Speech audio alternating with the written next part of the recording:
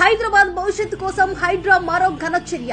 ఎప్పటి నుంచో దుర్వాసనతో చెత్తతో బాధపడుతున్న చెరువును పర్యవేక్షించిన హైడ్రా కమిషనర్ ఏవి రంగనాథ్ గారి దృఢ సంకల్పంతో ప్రగతి నగర్ అంబీర్ చెరువును పునరుద్ధరించే పనులు సమర్థంగా సాగుతున్నాయి. ఇప్పటికే 145 లారీల చెత్తను తొలగించిన హైడ్రా అధికారులు ఇక చెత్త పడవేయకుండా 1.5 కిలోమీటర్ల వరకు 10 మీటర్ల ఎత్తుతో కూడిన ఫెన్సింగ్ ఏర్పాటు చేసి జంతు వ్యర్థాల డంపింగ్ కు పూర్తిగా అడ్డుకట్టు వేశారు. స్థానికుల ఫిర్యాదులపై స్పందించిన హైడ్రా కమిషనర్ ఆదేశాలతో ఆక్రమణలు తొలగించారు. ఫలితంగా కుకట్పల్లి ప్రగతి నగర్ మార్గంలో ట్రాఫిక్ అంతరాయం కూడా తొలగింది.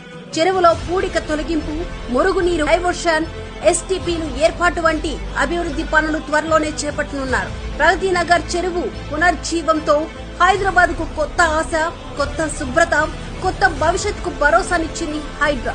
ఆరోగ్యవంతమైన హైదరాబాద్ నగరాన్ని భవిష్యత్తు తరాలకు అందించాలనే లక్ష్యంతో ముందుకు సాగుతున్న ముఖ్యమంత్రి గారికి, నిరంతర శ్రమతో మార్పు తీసుకొస్తున్న హైడ్రా కమిషనర్ గారికి ప్రగతి నగర ప్రజల అభినందనలు.